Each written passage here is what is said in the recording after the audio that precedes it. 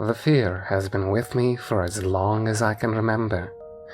I don't know if I was born scared or whether the fear first came to me during my childhood, nature or nurture. Or perhaps it's something deeper and more difficult to comprehend. In a way, it doesn't actually matter. The odd thing is how I can't really explain what causes it. What is it I'm afraid of? Failure? Showing weakness? People judging me? Or perhaps I just can't stand the thought of letting people down, of being a disappointment, racked with guilt for the rest of my days. A great leader once said, "We have nothing to fear but fear itself." A good philosophy. I wish I could live by it. But unfortunately, it's not so simple. And of course, mental health professionals will tell you that fear is a perfectly natural response to stress or danger. The fight, flight, or freeze reflex. I suppose it's imprinted into our DNA. It's how our brain reacts, an instinct that we can't control. But for people like me, the fear, guilt, and self-loathing can become overwhelming, so much so that the depression and anxiety we feel becomes crippling, preventing us from living our lives or functioning at even the most basic level. Over the years, I've suffered from these negative emotions almost constantly.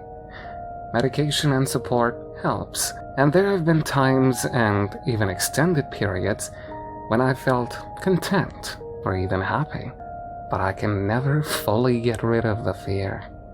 It's a monkey on my back that I can't shake off. The story I'm going to recount here isn't an easy one to tell. The incident was the worst time of my life, and I count myself very lucky to have survived it. I've experienced acute mental health episodes before, of course, periods when I felt so low that I couldn't wash, eat, or even get out of bed for days at a time. Nevertheless, I always knew I could get through these dark periods and come out the other side.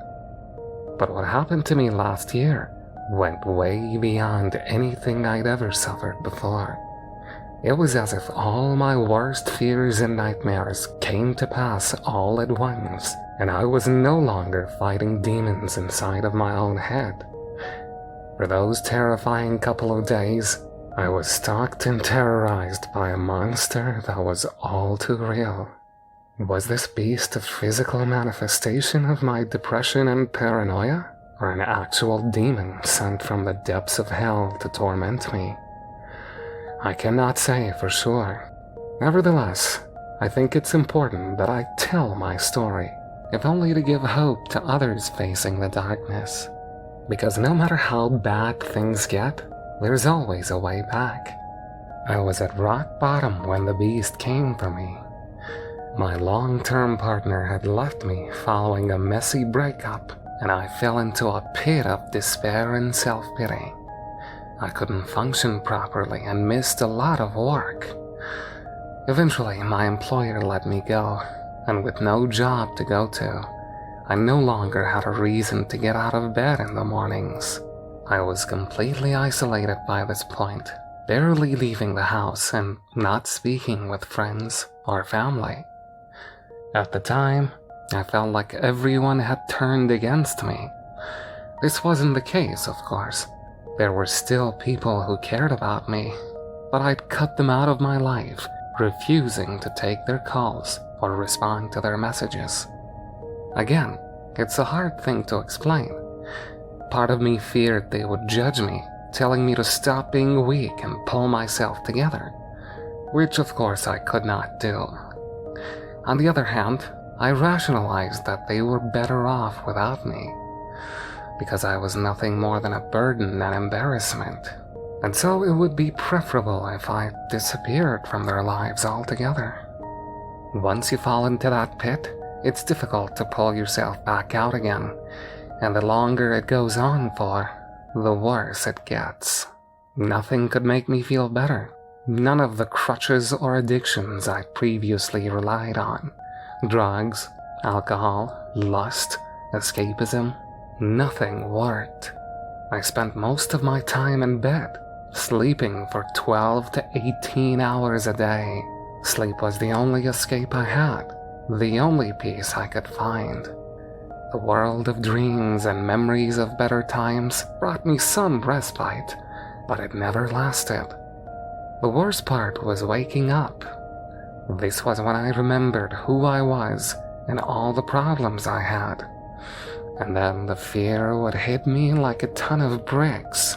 The pressure I would experience in that harsh moment of reality would be intense, making me feel like a tube of toothpaste being squeezed ever so tightly. I would lie in bed with the duvet pulled over my head, physically shaking and flinching at every slight noise outside of my bedroom window.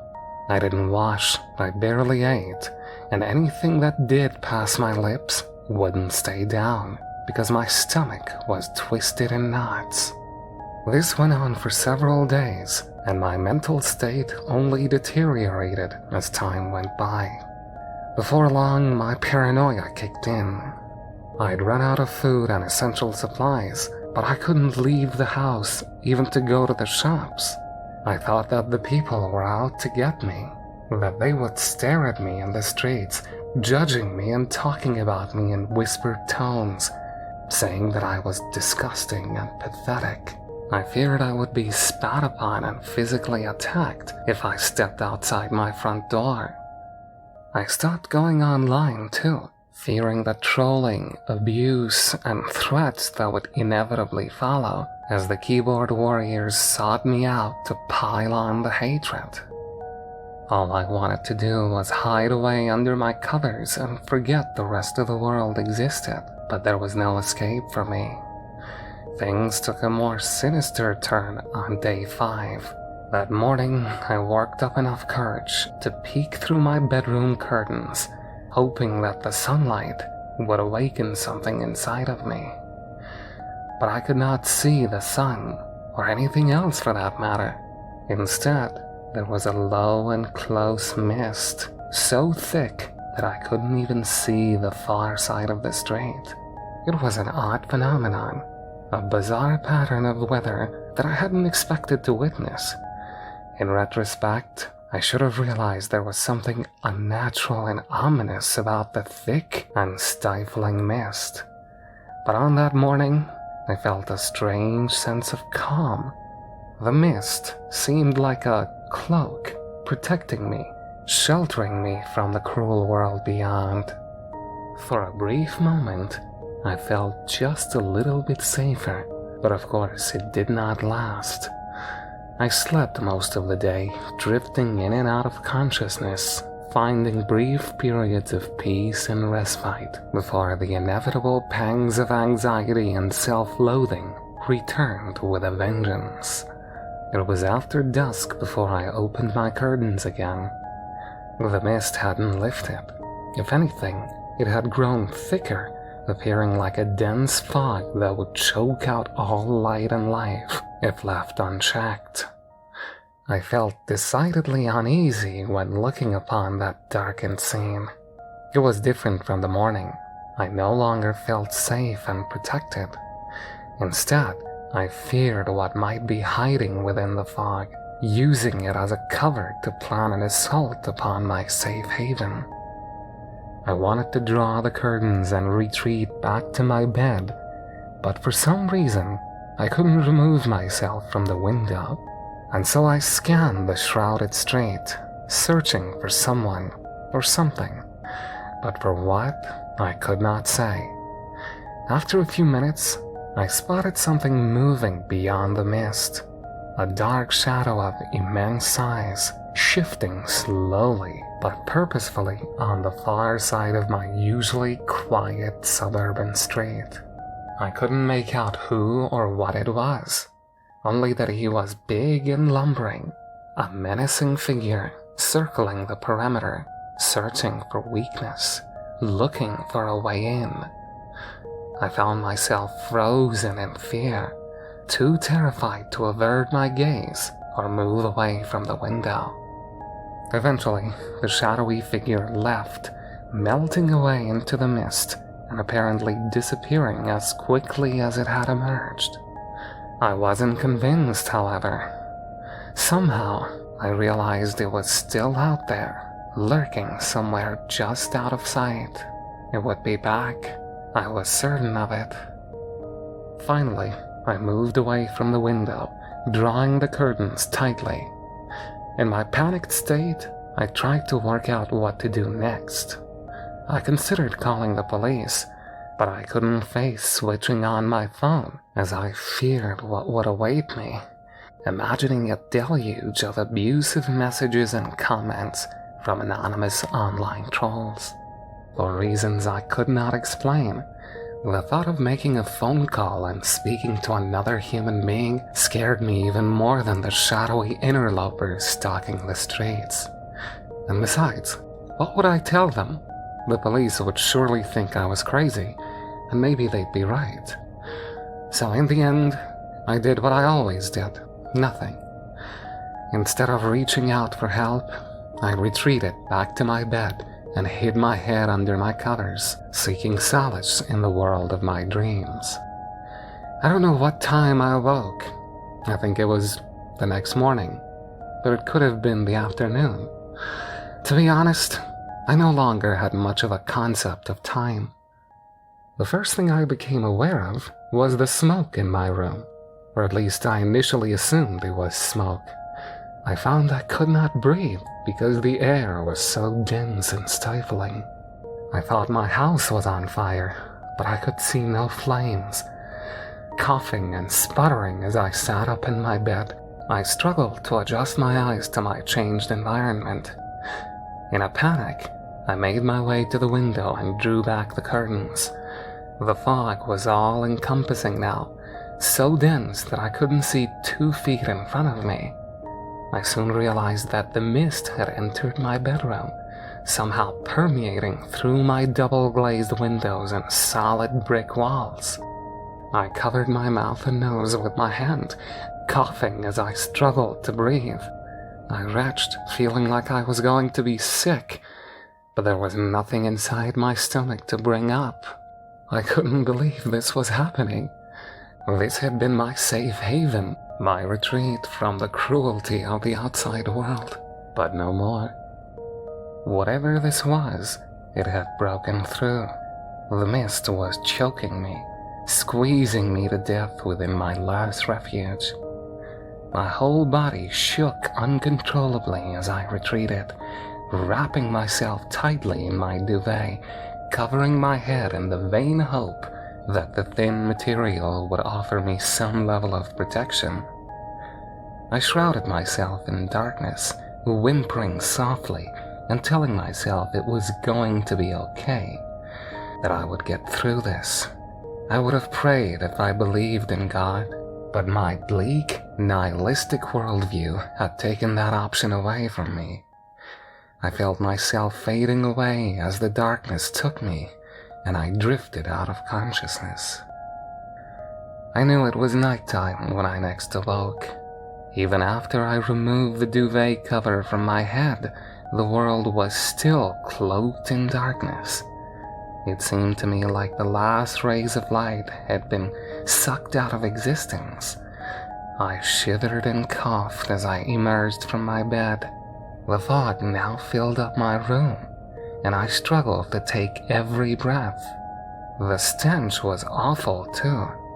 I hadn't washed in several days, so it would be fair to say that my sweaty body smelled pretty ripe by this point. But it wasn't just me. My nostrils were overwhelmed by the foul odor of what smelled like rotting flesh. The vile stench of death was all around me. I couldn't escape it, nor could I identify its origin. I dry-heaved into the waste bin, unable to bring anything up, but still feeling the fear and pain as my whole body trembled. I don't know why, but I knew I needed to go to the window, to look outside and see what was out there, to witness the foul beast that I knew was coming for me. I slowly reached for the curtain with my shaking hand, sheepishly pulling it back to reveal what awaited me behind the thin pane of glass. The fog was as thick as ever, and yet I could clearly see the figures emerging from the mist, walking towards my home with a steadfast determination, entirely focused on their target, which of course was me. I felt raw terror pulsating through me as I saw them clearly for the first time. An army of zombie-like ghouls moving with purpose, their pale skin, bloodshot eyes, and sadistic grins chilling me to my very bones. But these weren't strangers. I knew each and every one of them. School bullies, ex-partners, former bosses, and estranged family members. They were all people from my life, people who'd hurt me in some way or another. Seeing them all again brought all the painful memories flooding back. But these weren't just people anymore. They'd been transformed into something much worse. A wicked army under the control of an entity that was truly evil. I dreaded to think what hellish being could have brought all these troubled souls together, but it wasn't long before the hideous creature decided to reveal itself. What walked out of the mist was like something from a nightmare, or perhaps what nightmares originally came from. The monster's horrifying appearance encompassed my very worst fears, like it was a physical manifestation of my primal terrors, or an unnatural monstrosity that could have been stitched together by Dr. Frankenstein himself. It stood tall, at over 7 feet in height, walking on 2 sturdy bird-like legs, both adorned with razor-sharp talons. Inexplicably, its body and torso were those of a black bear, covered in a thick, matted fur, with powerful arms extending to form a grotesque embrace, claws ready to rip and tear. I looked up to its hideous face and was left breathless by what I saw. The monster had a protruding snout filled with rows of sharp, crocodile-like teeth, and its eyes, those demonic eyes, burning a hellish shade of red. Its sadistic glare cut right through me, as if the beast was staring directly into my very soul. The zombie-like drones halted their grim death march and cleared a path for their master, allowing the monster to stride forward, its hateful eyes focused entirely upon me. The wicked servants smiled cruelly as their master led the way, and the monster laughed, emitting a sadistic cackle that filled the air, reverberating through the once peaceful street, and terrifying me more than anything I'd ever experienced up to that point. I couldn't bear it anymore, and so retreated from the window, hoping against hope that I could shut these monstrosities away. I told myself that they wouldn't be able to enter, that they couldn't infiltrate my home. But of course, I was wrong, dead wrong. I heard a loud banging on my front door that made me jump, and a moment later, I trembled in terror as I heard it swing open. It was inside my house, having breached my defenses with virtually no effort expended. This was fight or flight, except I had nowhere to run and no energy to defend myself. Instead, I froze, cowering in the corner, cradling my body in the fetal position. I listened in horror as the beast tore through the corridor of my small bungalow, its talons ripping up the carpet floor, and its deep, bellowing laughter bouncing off the walls. It soon reached my bedroom door, standing on the far side, with only the thin wood between me and the vicious beast. There was no lock on the door, and I had no means of defending myself.